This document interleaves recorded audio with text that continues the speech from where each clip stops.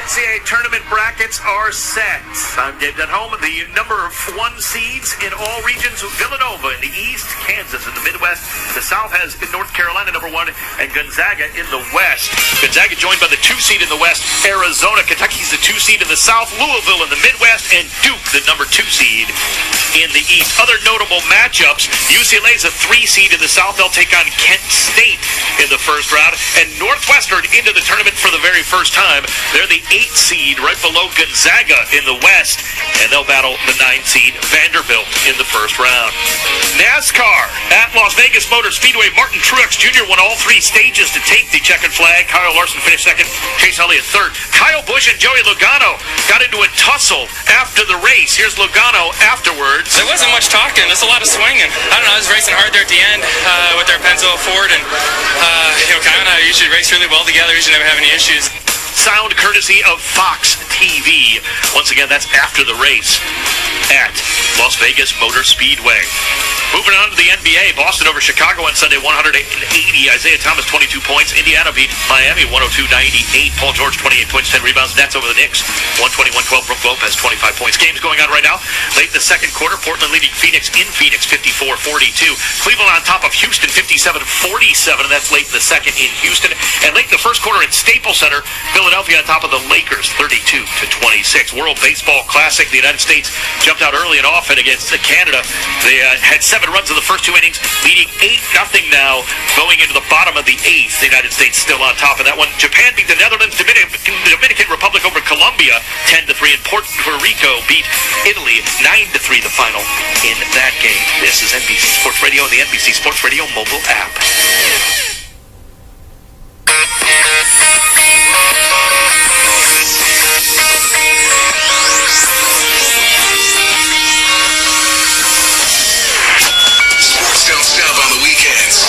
NBC Sports Radio. Ready for this? It's the Dave Smith Show. It's Election Sunday, hour number 2. Dave Smith Show here at NBC Sports Radio and NBCSportsRadio.com. 855-3234 NBC. And, of course, don't forget about hit me up on Twitter, at Dave SportsGod, at Dave SportsGod. Number 1 seeds announced today: Villanova in the East, Gonzaga in the West, Kansas in the Midwest, North Carolina in the South. I'm telling you, my Oregon Ducks, and it pains me to say this, I think they're going out in the first round to Iona, mainly because Chris Boucher, their best big man, out for the year with a torn ACL. And watch Middle Tennessee State and Wichita State. I think those are the 2 teams to watch. Anybody outside the top 25 making some noise in this tournament. All right, let's get to we got a special in-house guest here right now. It's very rare we get somebody in-house and live and in studio here to make the drive. And, of course, who'd want to hang out with me for an hour or 2? But we found a sucker right here. Of course, he writes for Boxing Monthly magazine. Montero on Boxing is also the YouTube show and the Twitter handle. And also, how about UCN Live? Some business I do some work for as well with the great Steve Kim and Doug Fisher and company. And here he is, the great Mike Montero. What's up, Michael? Doing well, man. Thanks for having me on. It wasn't a bad drive. I live in Koreatown. It took like 10 minutes to get here, so it's good to be here. Talk some boxing. Koreatown? Did Steve Kim allow you in? I thought he ran that place. He allows you to live there? He's the unofficial mayor of Koreatown. And believe it or not, he actually lives right down the street from me. How crazy is that? So we've carpooled the fights together a few times. Fights that were covered ringside. I've done that as well. I feel for you. I feel sorry for you. Exactly, right? All right. He takes over the radio. I know he does. I know he does. Triple G and Daniel Jacobs coming up for the middleweight championship of the world. Triple G, of course, the best pound-for-pound fighter in boxing. I like Daniel Jacobs. He's a very nice comeback story, coming back from cancer and some obstacles in his life. But like everybody else, I think he's going to be taking a beating here.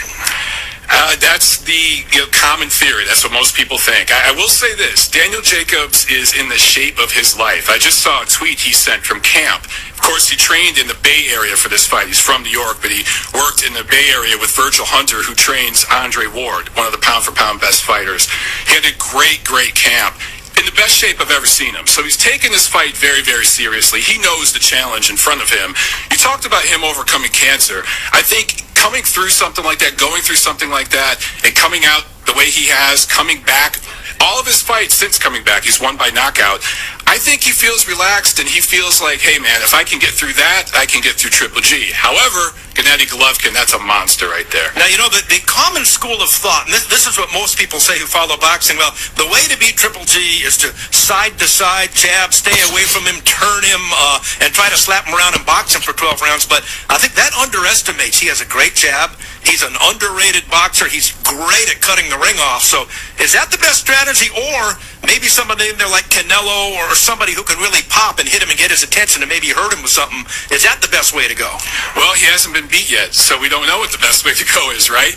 He had over 350 amateur fights, and you don't have that many amateur fights without learning something about boxing. The thing about Gennady Golovkin, there's really no special effects. He doesn't do anything flashy. He doesn't do 20 punch combinations on the mitts when he's working out with his trainer, Abel Sanchez. Everything is very textbook, but they perfect it. They work on the same combination in the gym over and over.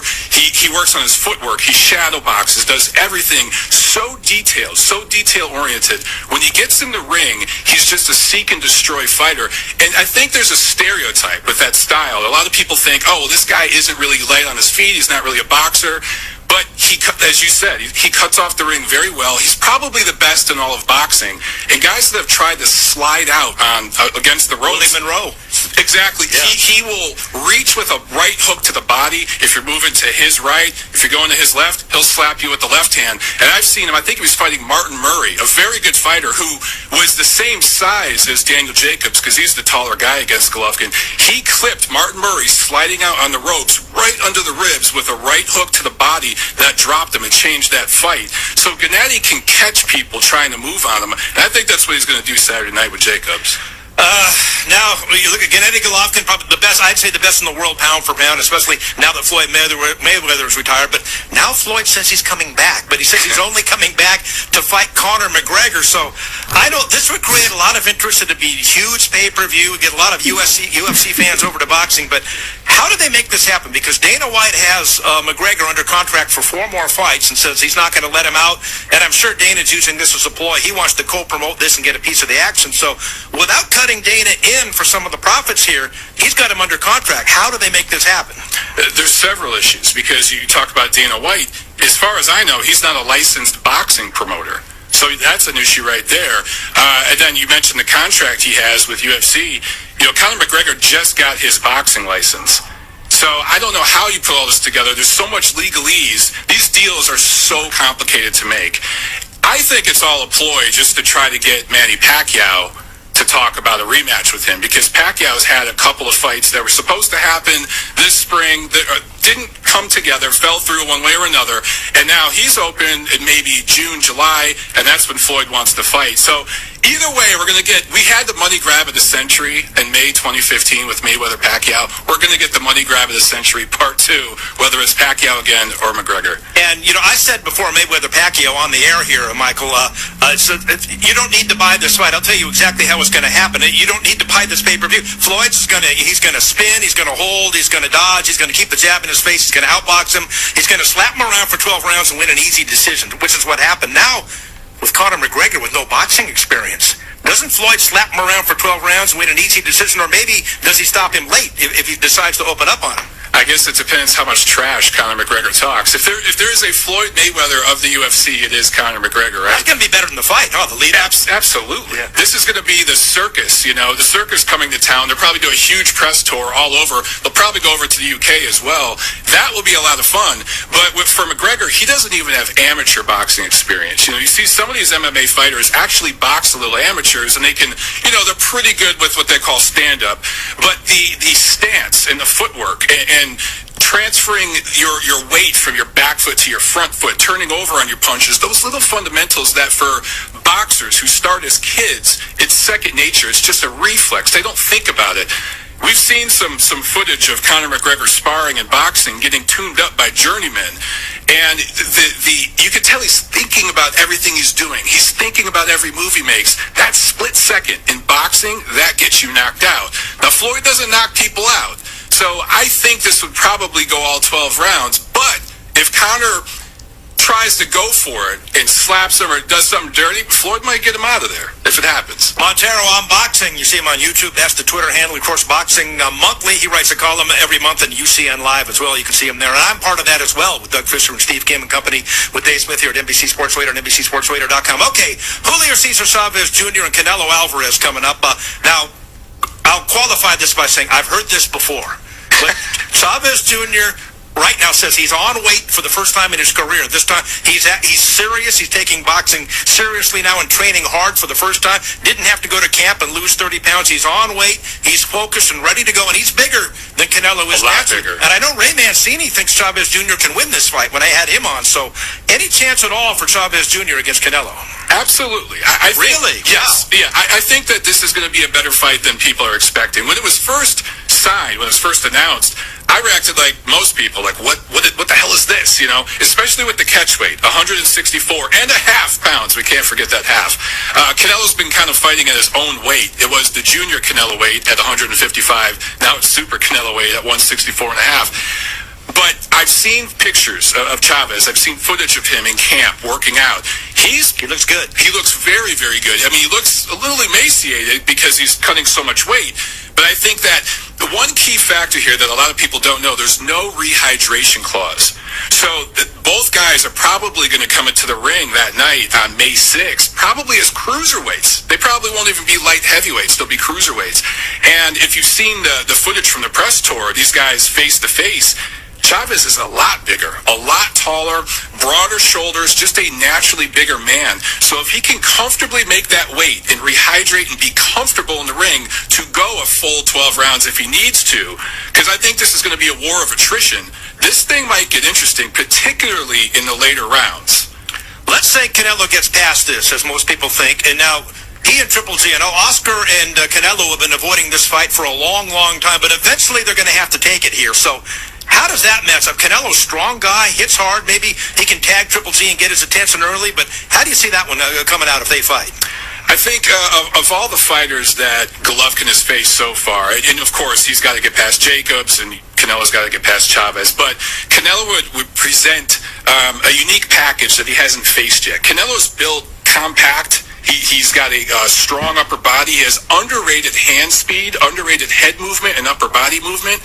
The thing with Canelo, he's a little heavy in the feet. And I think he's not going to be hard to find. I think that these two are going to come right at each other. Canelo naturally wants someone to come right to him, and he wants to counterpunch. That's exactly what Golovkin's going to do. So I think that it would be a good fight. It'd actually be one of these super fights that lives up to the hype. I think that Canelo's a strong guy who so far has shown a good chin, and he goes to the body. And we talked before about how do you beat Golovkin? Well, maybe if you go to the body, you take some of the starch out of his punches.